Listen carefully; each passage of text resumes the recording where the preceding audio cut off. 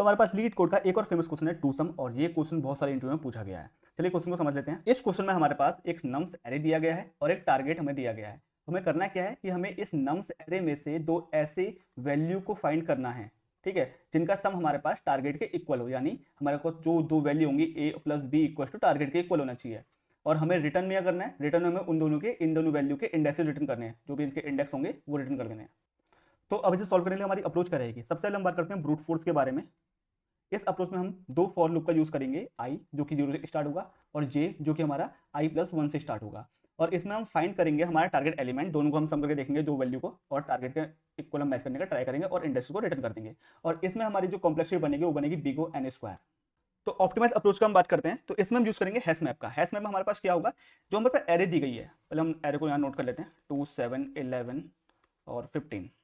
अब मैं एक यहाँ पे हैश मैप बनाऊंगा। हैश मैप में हम क्या करेंगे, वन बाय वन जितने हमारे एलिमेंट होंगे उनको हम आइटरेट करते जाएंगे। सपोज मैंने पहले यहाँ पे हम आई पे गए, हमारे पास जो हमने टारगेट था, टारगेट हमारे पास 9 था, 9 - 2 करा तो हमारे पास आ गया 7। हमारे पास ये मैच तो नहीं करा, हमें चेक करेंगे इसमें हैश मैप में कि हमारे पास 7 अवेलेबल है या नहीं। नहीं अवेलेबल है तो हम क्या करेंगे, यहाँ पे इसमें की और वैल्यू में, की में हम 2 रख देंगे और वैल्यू में यहाँ पे उसका इंडेक्स रख देंगे, क्या इंडेक्स है। देन हम 7 के पास जाएंगे, 7 के पास गए, 9 - 7 इक्वल टू 2।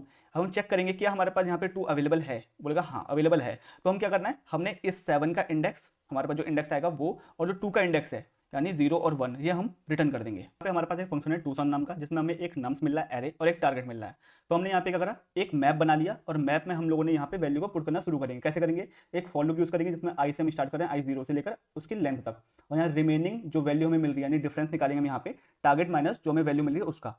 और अगर फिर हम चेक करेंगे मैप में क्या ये वैल्यू हमारे प्रेजेंट है या नहीं। अगर हमारे पास रिमेनिंग वैल्यू प्रेजेंट है वहाँ ऑलरेडी, तो हम क्या करेंगे, रिटर्न कर देंगे जो हमारे पास इसकी वैल्यू जो हमने मैप पे रखा था ना, तो यहाँ पे हमने मैप बनाया तो उसकी वैल्यू जो थी हमारे वैल्यू को, उसकी वैल्यू यहाँ पे आ गई जो कि इंडेक्स की फॉर्म में थी, और यहाँ पे हमने आई को रिटर्न कर दिया। ये हमारा आंसर यहाँ रिटर्न है। अगर ये नहीं मिलता है तो हम क्या करेंगे, हम मैप में वैल्यू को सेट करते जाएंगे।